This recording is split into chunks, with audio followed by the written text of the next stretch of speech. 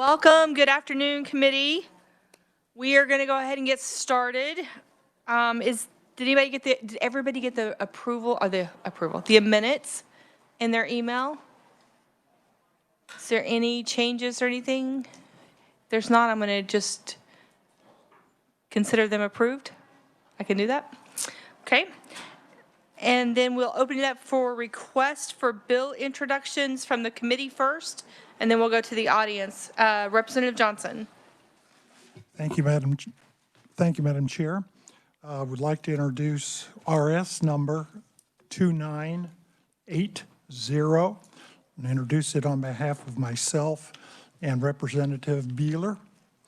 And it deals with reporting of certain abuse or neglect of children and the anonymity regarding that, an amendment, and that is available. I would submit that. Okay. Thank you. Are there others from the committee? It was 2980. Any others? I'm going to come back to myself in just a minute. So we're going to open up for the audience. Any bill request? Welcome. Thank you, Chairwoman. I would like to request introduction of RS 2428. It has to do with foster care home licensure and exceptions for children aging out of foster care. And I'm requesting this on behalf of KVC. Thank you. Any objections? Okay. Any others from the audience? Okay, I'm going to come back to me. I want to request RS 2804. It's relating to the establishing of a child abuse and neglect registry. And then also RS 3058. That is going to be creating juvenile stabilization centers. Any objections to that? Okay. Any last minute bill request? Okay, with that, we're going to move right along with the agenda. Today, this is a hard one today, so we're going to go ahead and jump right into it. So I'd like to welcome to committee Sarah, is it Hortenstein or Hortenstein? Hortenstein? Stein. Sorry, I can't hear either. So welcome to committee. She is the Kansas State Child Death Review Board Executive Director. She's got a hard job, so we appreciate you being here. Right. Well, good afternoon, Madam Chair and other members of the committee. I appreciate the opportunity to testify today regarding the continuing work of the Kansas State Child Death Review Board. As introduced, I'm Sarah Hortenstein, and I have the pleasure of serving as the board's executive director. This is a position I have maintained for a little more than 10 years now. I think he's queuing up my slides.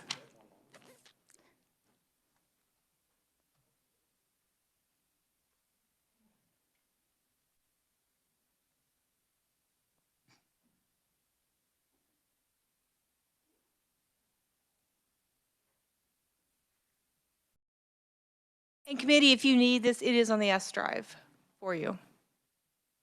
All right. So as a brief overview, in any given year, approximately 54,000 children will die in the United States. In Kansas, we average around 400 of those deaths annually. It's widely known that through the board's review of each child death in Kansas, that we are aiming to identify key factors associated with these child deaths, because we know it's this knowledge that helps us understand when children are vulnerable and how we can better protect them. A little history on this topic. Beginning in the late 1980s, states across the country began establishing child death review boards in response to highly publicized child abuse fatalities and a growing recognition that prevention system failures were contributing to child deaths. These multidisciplinary boards were designed to move beyond individual cases to identify patterns, risks, and missed opportunities for prevention. And today, all 50 states operate either state or local child death review boards. In Kansas, our State Child Death Review Board was established by statute in 1992, placing our state among those that recognized early the importance of this work. Our board here in Kansas consists of 11 appointed members who bring diverse expertise from across child welfare, healthcare, law enforcement, and the legal system. These members review every child death in Kansas involving children from birth through age 17. Importantly, this work is not about assigning blame, but about understanding patterns, identifying risks, and making evidence-based recommendations to strengthen prevention efforts and better protect children in our state. To do that, the State Child Death Review Board must have a complete and accurate understanding of the circumstances surrounding each child death it reviews. This brings me to how this work is actually carried out.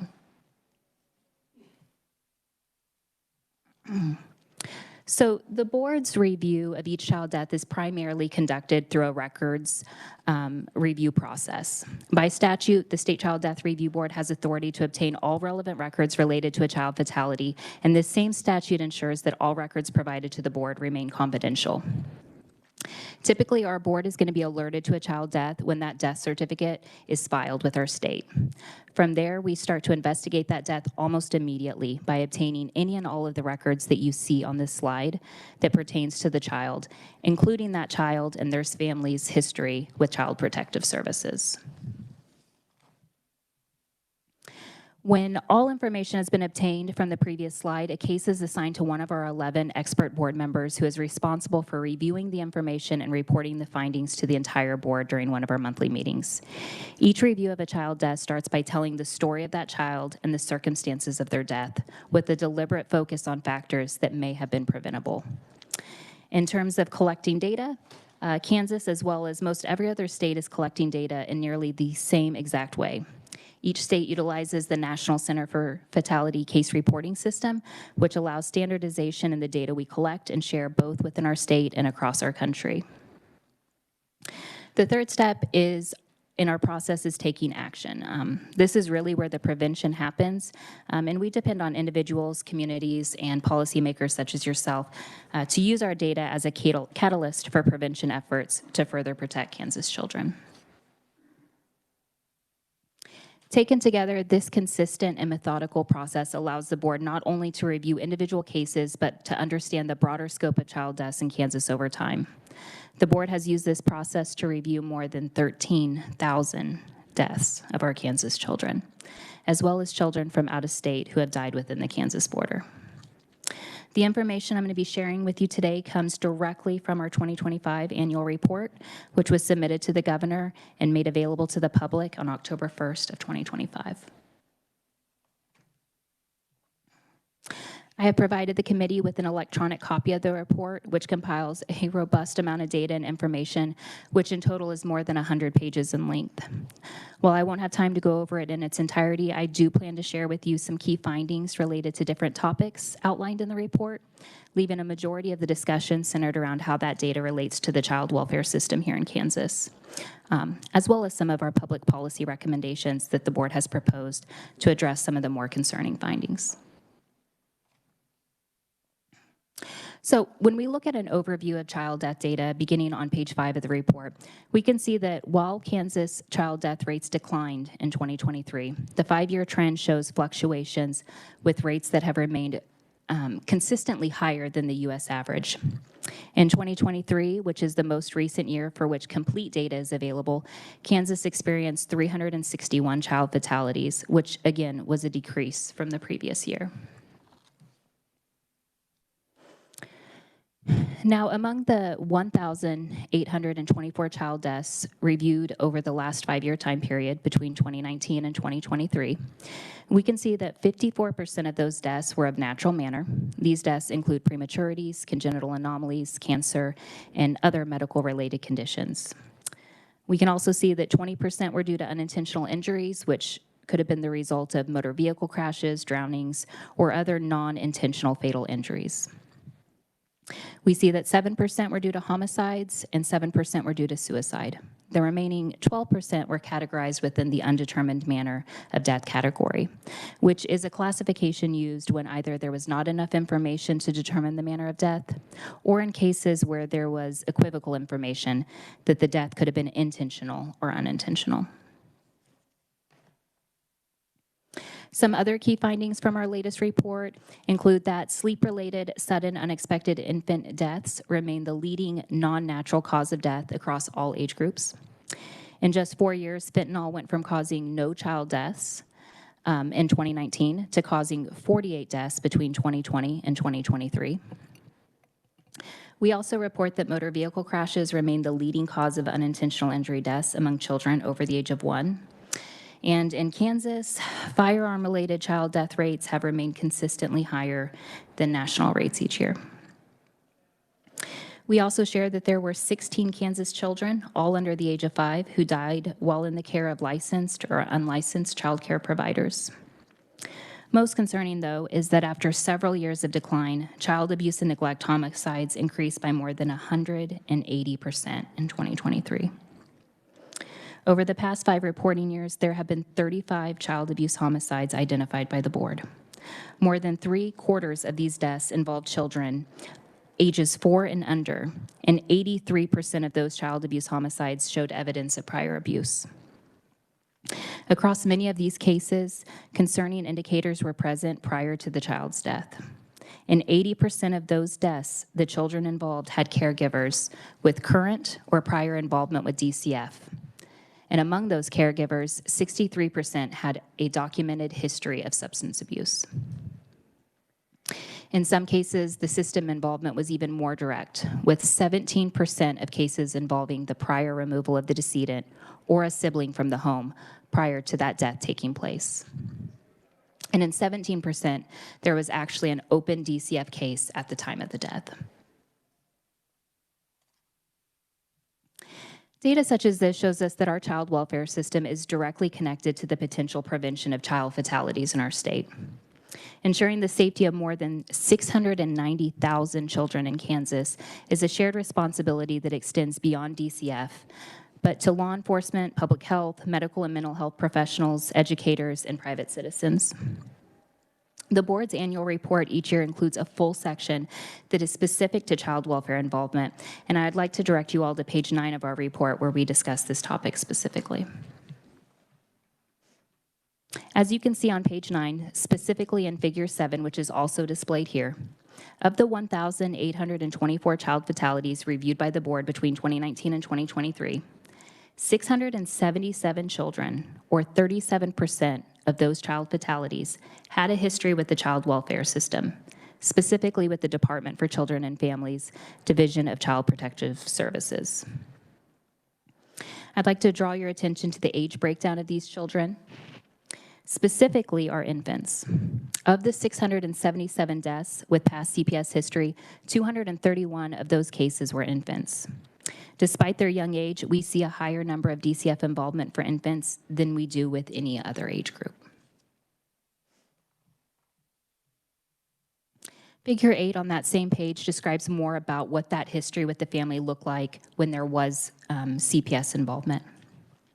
When we look at the numbers of families where either the decedent or sibling had been removed from the home prior to the death, that number is 192 out of 677 cases, or 28%. We can also see in that same chart that 111, or 16% of those families had an open CPS case at the time of death, with 44 of those children being in the custody of the state at the time of their death. I would again like to call your attention to our infant deaths in the 3rd column of this graphic. You can see here that the numbers are, again, much higher than most of the other age groups, despite those age groups having both more children and longer amount of availability to have DCF history. The vulnerability of our infants cannot be overstated. Further review of the 677 child deaths with prior CPS involvement also revealed a strong association with parental substance abuse. As shown in figure 9 and on this slide, 50% of the cases included a documented history of parental substance abuse.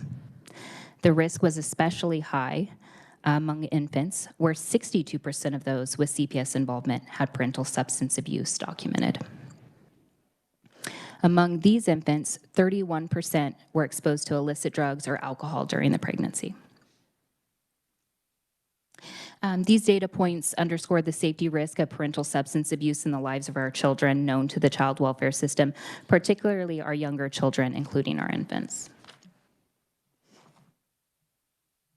When we look at figure 10 on page 11 of the report, this graphic is showing us CPS involvement with the family prior to death, but it pulls forward information related to the type of death the child experienced. As you can see, 37% of all child fatalities had CPS involvement. However, when we focus on the most preventable deaths, those that are non-natural, the percentage of children who had CPS involvement rises to 54%. When we look further at homicide deaths, which are inherently preventable, that percentage increases even more. During this same time frame, 73% of children who died by homicide had CPS involvement.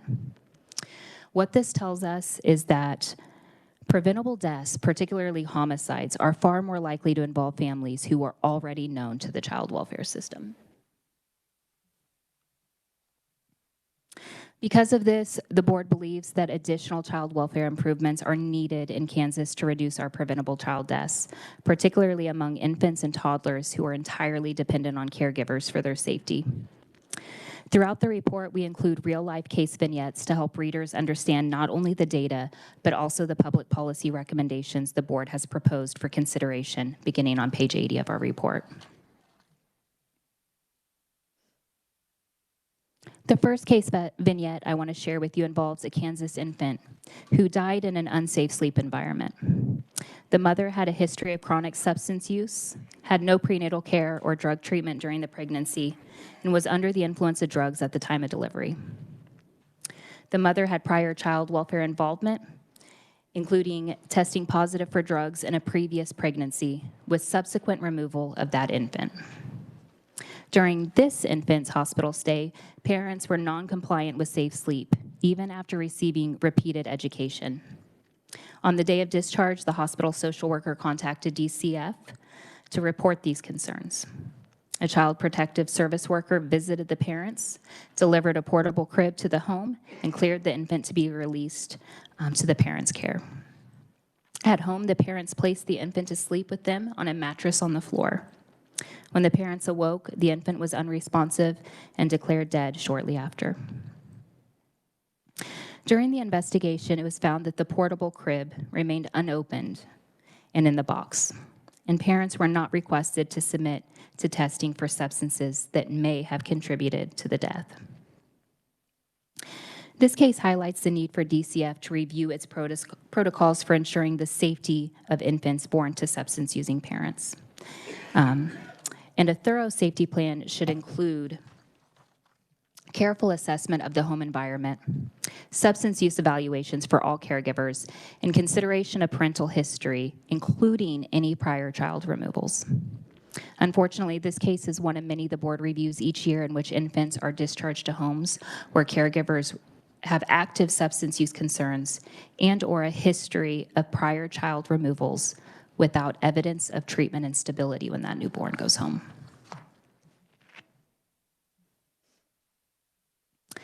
The next case involves a 1-year-old child whose death was a result of child abuse injuries sustained while in the care of the mother's boyfriend. 1 month prior to the fatal incident, this child was seen in the emergency department for cigarette burns on their back. The treating physician noted that the burns could have been consistent with the story provided by the caregiver, but out of caution made a report to the Kansas Protection Report Center.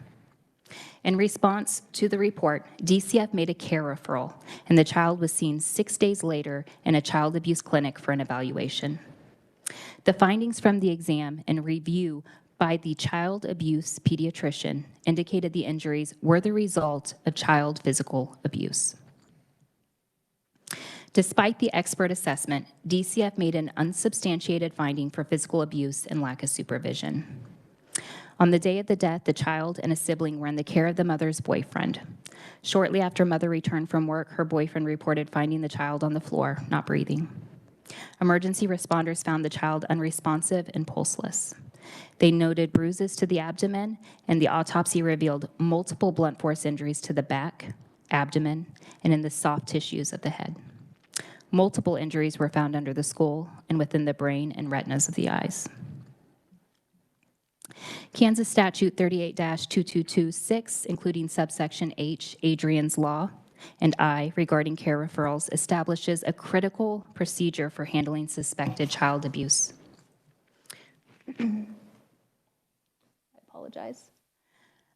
These measures are designed to ensure that children receive thorough evaluation and that potential abuse cases receive appropriate investigation and intervention.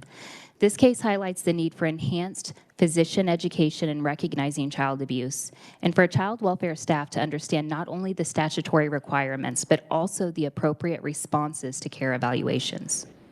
The discrepancy between the child abuse pediatrician's diagnosis and the unsubstantiated abuse finding resulted in this child being left in an environment where further abuse led to the child's death. This case, as well as many others, supports several of the recommendations we have made in our report, including legislative amendments to allow the State Child Death Review Board to share relevant case information with the Office of the Child Advocate when care referral standards are not met.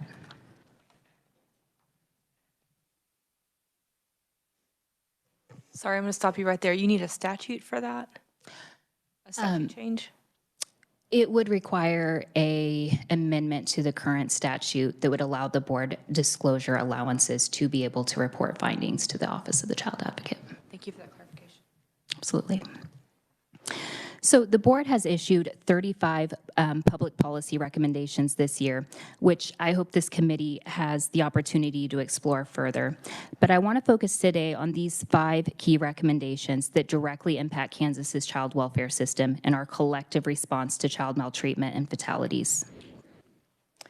First, we recommend expanding the definition of violent offender under the Kansas Offender Registration Act to include child abuse. This change would require individuals convicted of child abuse to meet the same registration and public disclosure standards as other violent offenders, including placement on the KBI Registered Offender website. This recommendation is rooted in tragedy and stems from a 2023 child abuse homicide detailed on page 60 of the report. I tried to include it, but I don't think I could have got through it. It highlights a critical gap in accountability that must be closed to better protect our children. Second, we urge the legislature to address safety concerns related to newly expanded child care licensing exemptions in Kansas.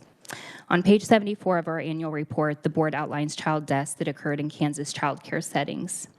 And the findings underscore the need to reevaluate how exemptions may unintentionally increase the risk to children. Third, we recommend strengthening compliance with Adrian's Law and care referral requirements by allowing the State Child Death Review Board to share relevant case information with the Office of the Child Advocate when those requirements are not met. This recommendation was highlighted in the first case vignette I shared with you today and is essential in assuring accountability and timely oversight when systems fail to respond appropriately. Fourth, we continue to recommend improvements to the reporting of child abuse and neglect in Kansas.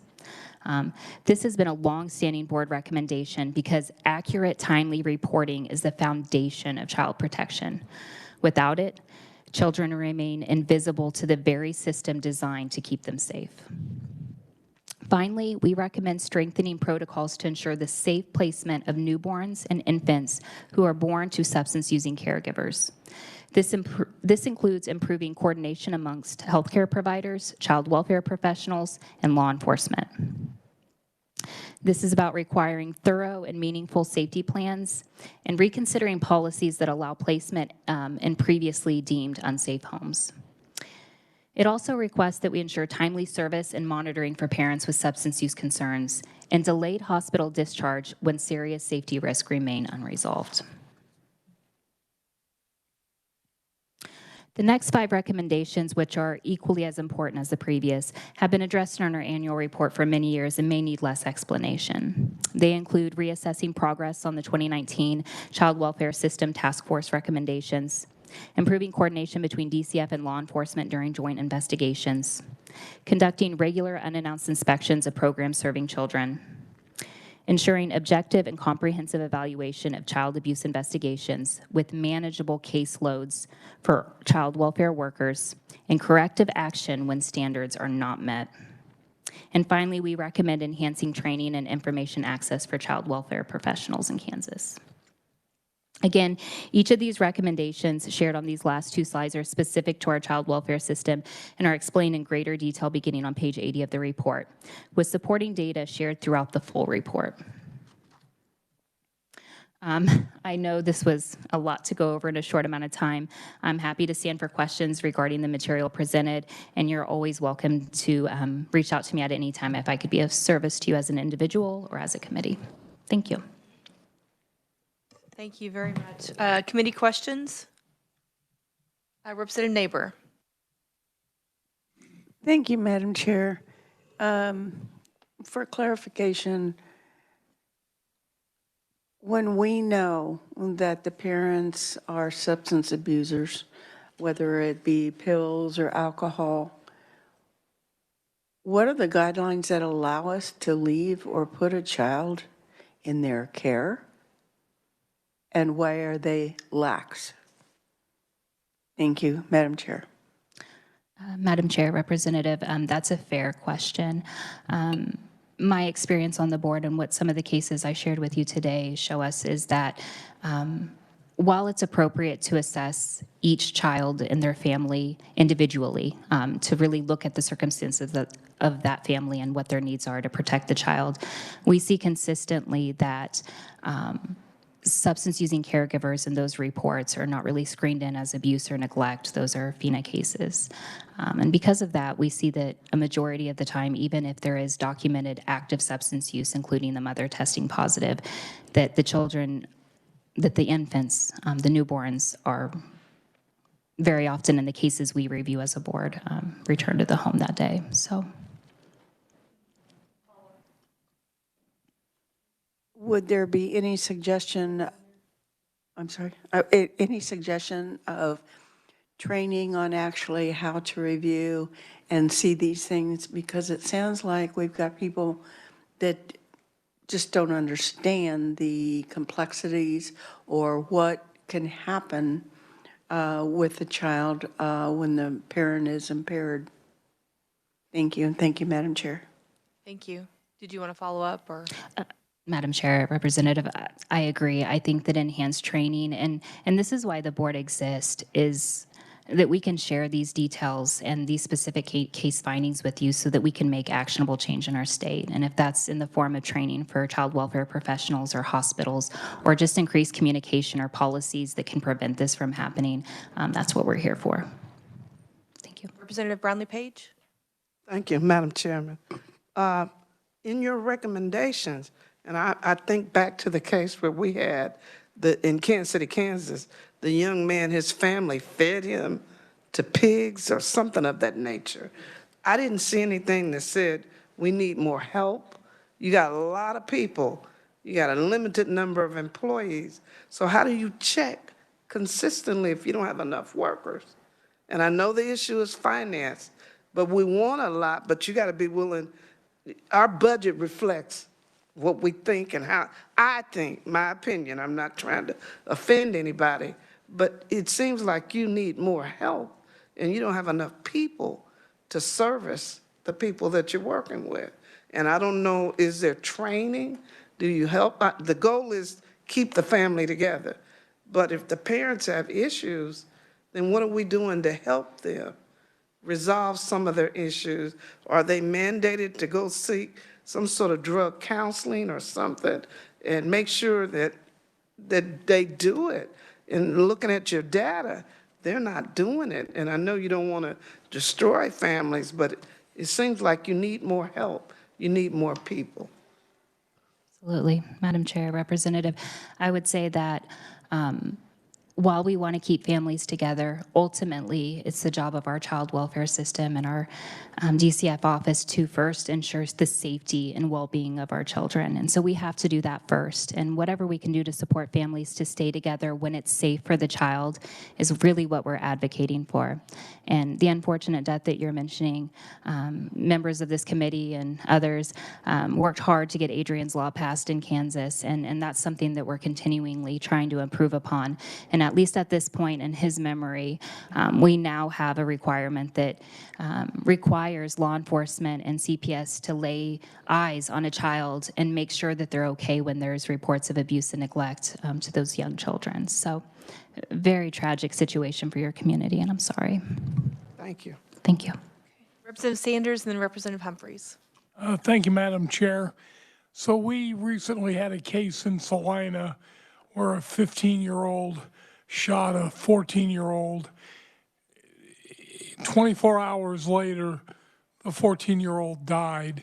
So take me through the timetable of how that is investigated. Is that investigated at the time of the shooting, or do you not begin the investigation until there's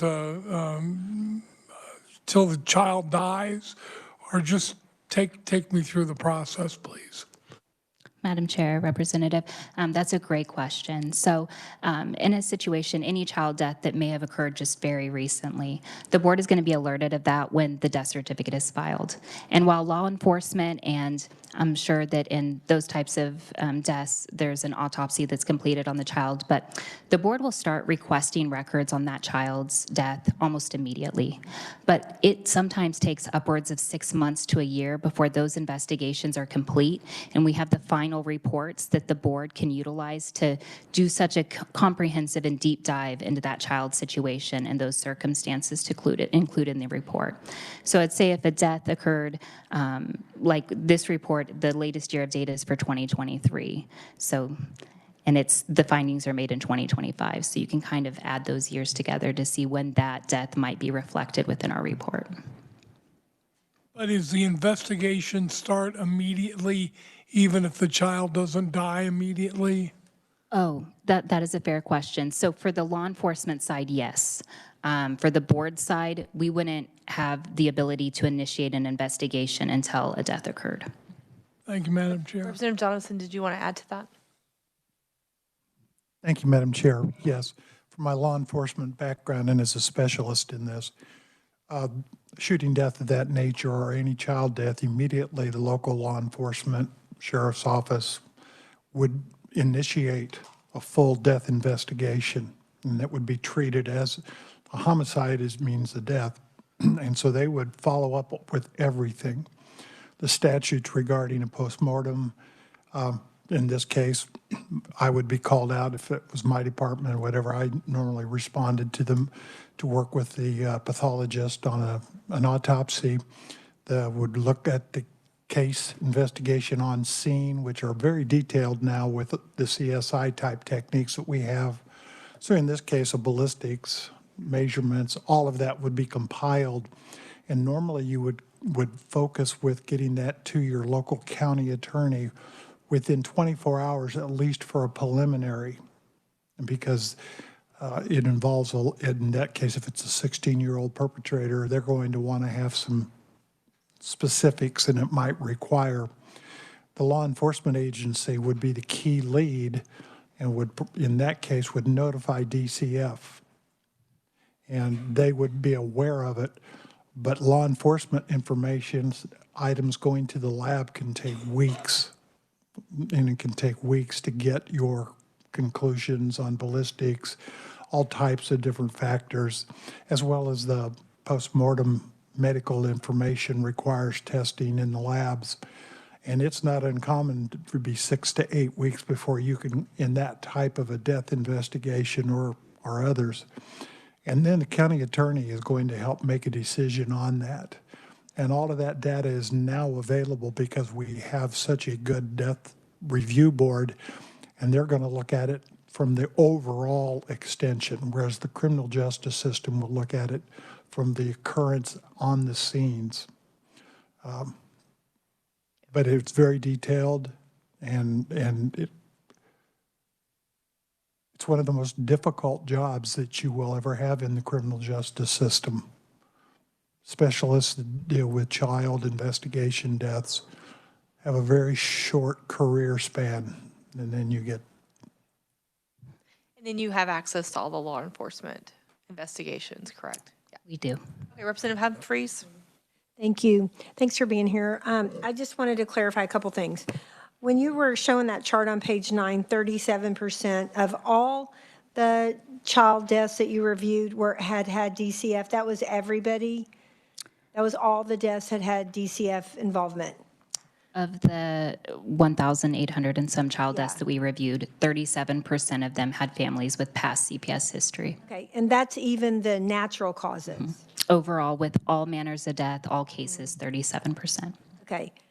But then with the ones that were more egregious, the homicides or the child abuse, that was like 55% or something?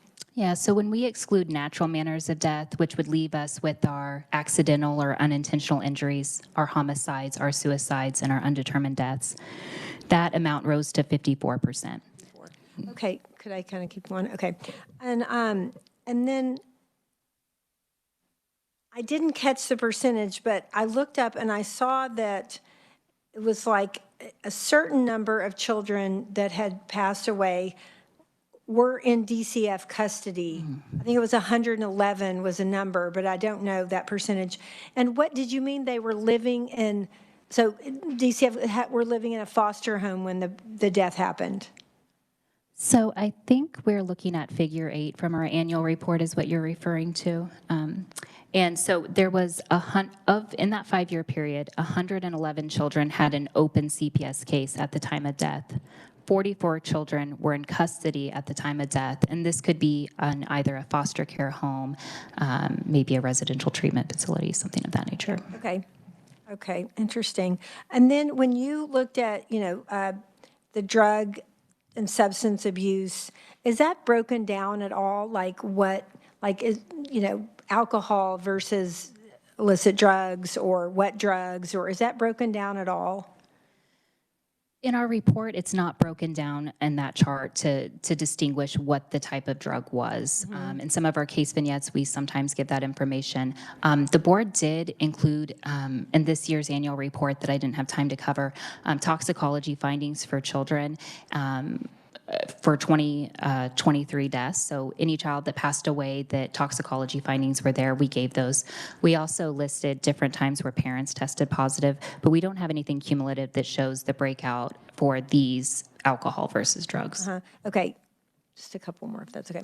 Okay, so then you mentioned the protocols when infants are born and maybe they have substance in their systems or the mothers test positive. But my experience, and just tell me if this isn't what happens other places, but my experience with my adoption law practice is when a tests positive for some sort of drug when she's delivering, that the child will be placed in protective police custody or DCF. I mean, they don't go home with the mother or I mean, if it's marijuana, it's a little bit different story. But if it's if it's fentanyl or cocaine or meth, they don't go home with the mother. But is that not true everywhere?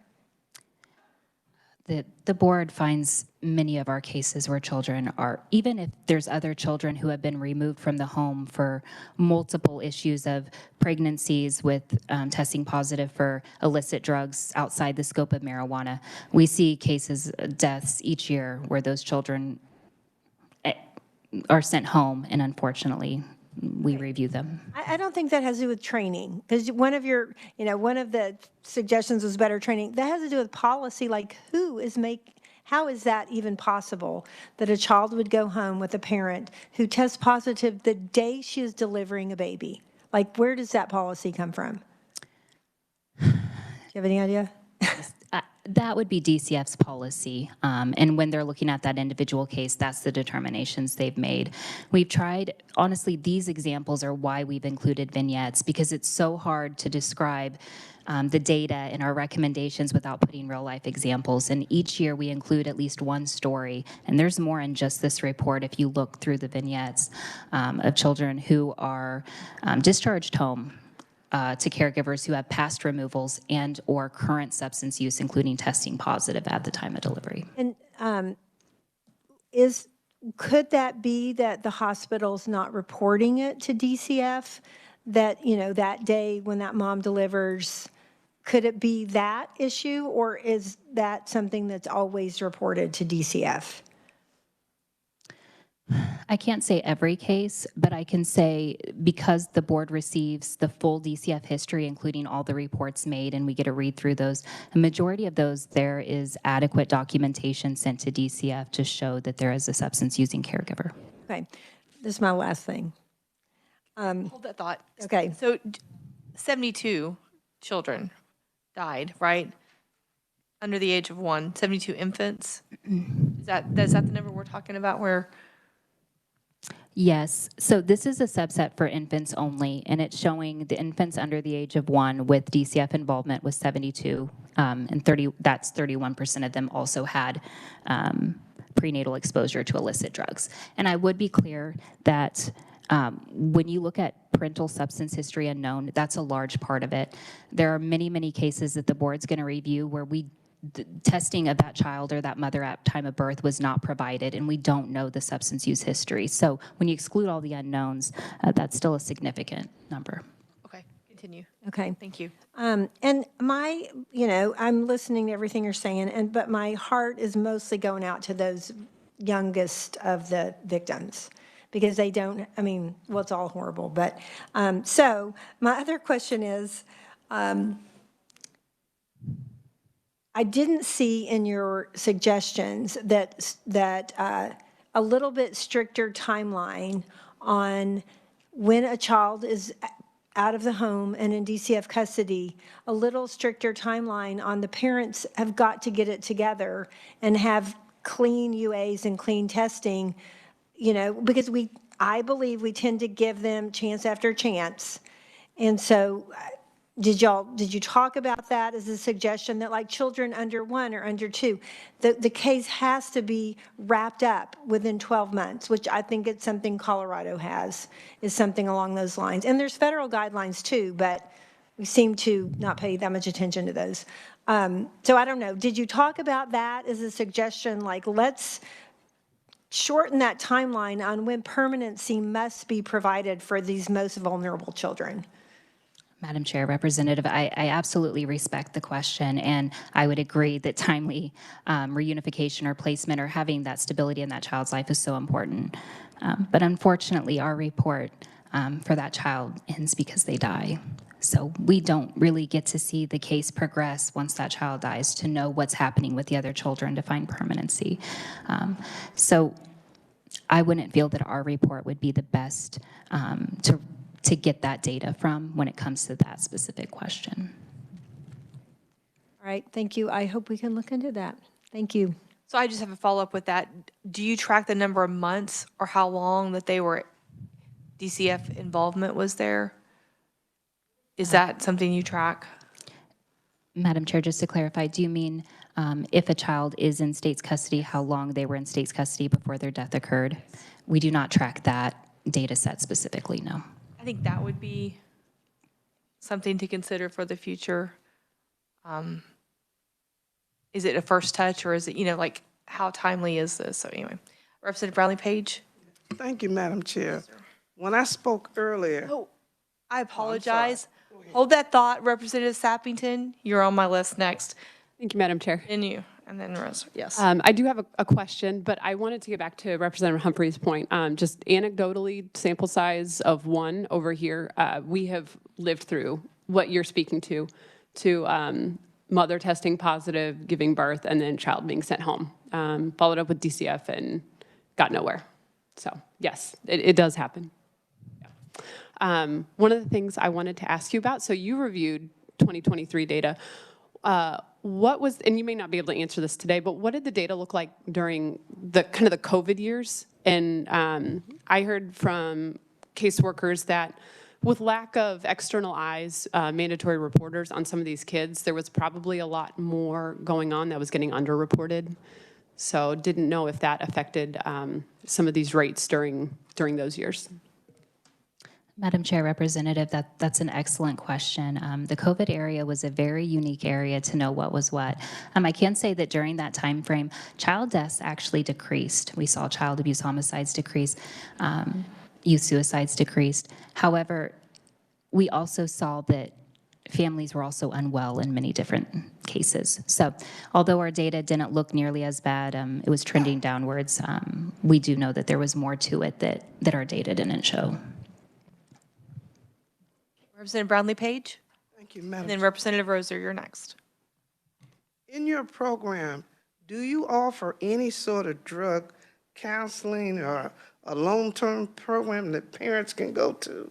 Because to me, we don't provide that, and it's a monetary issue, because if we don't want them on drugs, then we got to do something to help them get off, if we really want to keep families together. And Does your Representative Brownlee Page, sorry, that would be more a question for DCF. She just reviews these cases, Okay, so. but I guess I yeah. was asking that when she gave recommendations. Okay. Why wouldn't you give a recommendation for drug counseling? Because we don't have it. Thank you. And it, you know, to help out, because if the goal is to keep them together and mom or dad has some serious issues, could that be a part of the recommendation to provide some counseling, to provide some help, to help them get their lives turned around? Thank you for that Okay, clarification. thank you. Go ahead. Madam Chair, Representative, it's a very fair question. Throughout our report and within our recommendations when they're detailed, we do recommend that families receive timely and supervised substance use treatment. Also, DCF, they also respond to our annual report each year that we submit. And although I haven't had time to go through it fully, their response, in regards to strengthening protocols and ensuring newborns and infants with substance-using caregivers, they did reference in their response to me that there's a sobriety treatment and recovery teams, a START. So maybe that could be something you could write down to specifically ask DCF about and see how that program's working. That's one thing that when we brought this concern to them, they gave us this information back of something that they're doing, to your point. Is it a long-term program or is it a short-term? I wouldn't feel, Representative, I wouldn't feel comfortable answering that. I'm barely aware of this program as it is, but No problem, I was just asking. Thank Is it you. long or is it short? Yeah. Because that's part of the problem too. I don't see DCF in the audience today. I'm not missing. Okay, great. We'll follow up with them, or maybe you can ask an email, Andrea. Yeah. Representative Roser, with your question? Thank you, Madam Chair. I'm going to bring us back to child death reporting. When it comes to child death reporting, this is happening in Florida right now. I was wondering if it's happening here. Is your office required to record and report all vaccinations or emergency countermeasures administered within 90 days of the sudden death of the child or infant or young adult? Madam Chair, Representative, I am not aware of anything related to immunizations following a child's death. It's something I can look into. That is brand new for me. Okay, and then sorry, may I ask another question? Okay, thank you. Follow up to that, any type of data related to vaccinations or medical, let's see.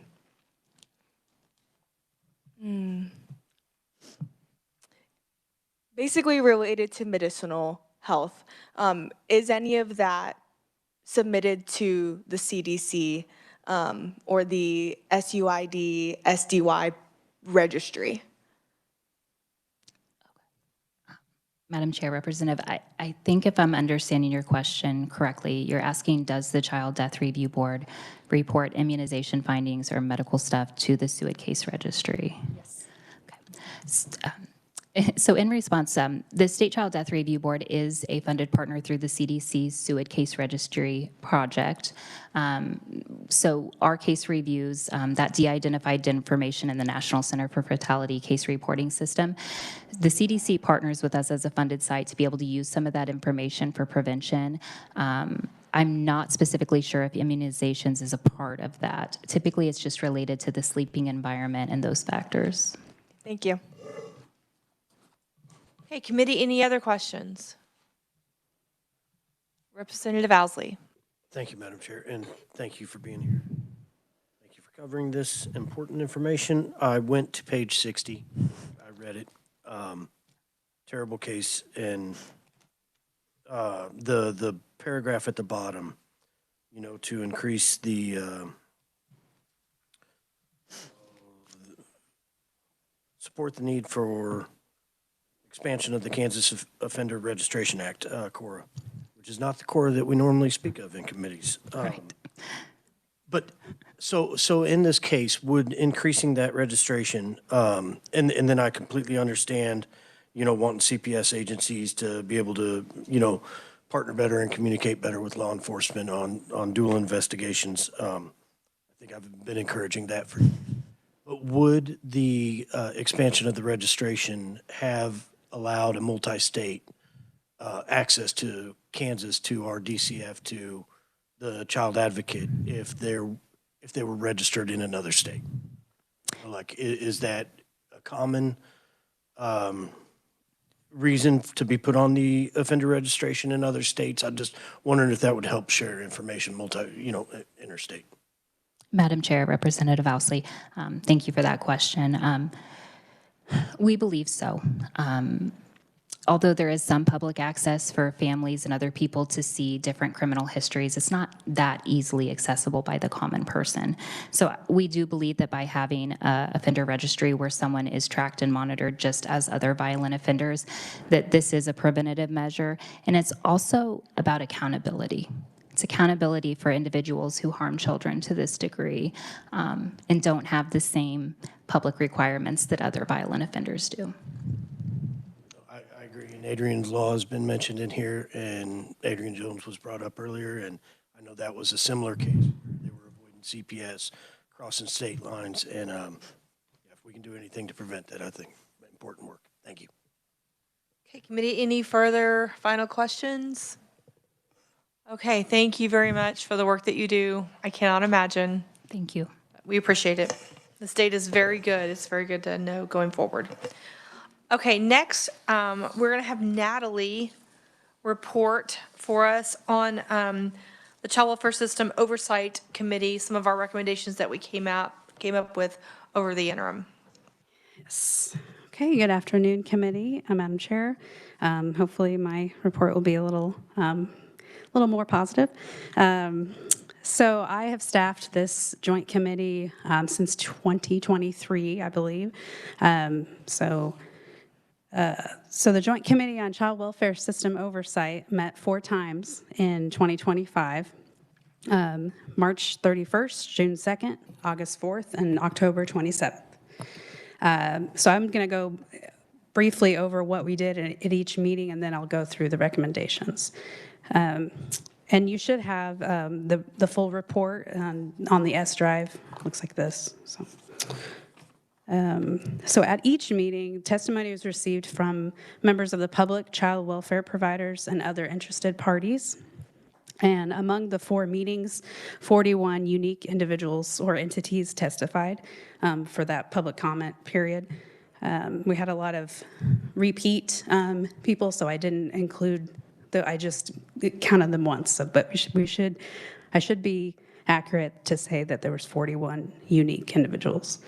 Family preservation and case management providers, so that includes Cornerstones of Care, DECA, Ember Hope Connections, KVC Kansas, St. Francis Ministries, and TFI Family Services also provided testimony on their organization's outcomes for that quarter at each meeting. And then DCF and the Office of Child Advocate provided updates at each meeting as well. So now I'm going to go through sort of each meeting's unique sort of agenda items.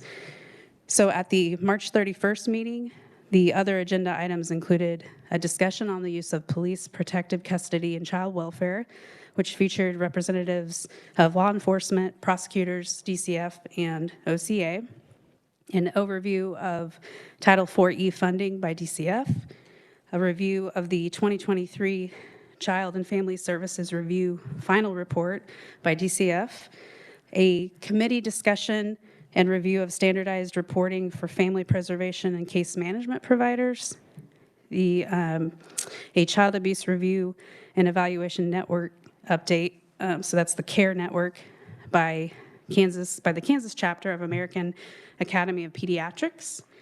And we also at that meeting had an executive session to review 2 child fatalities.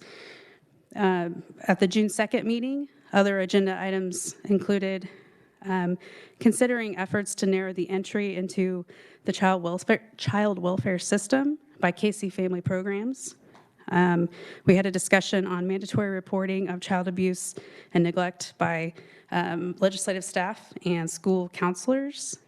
We also had a report from the Child Welfare Reimagined group, which was a working group that was convened by former Representative Kincannon and Representative Ousley, consisting of the core team of House Majority Leader Croft, Secretary Howard, and the child advocate Carrie Leonard, and also former and current executive directors of the Kansas Children's Alliance of Kansas.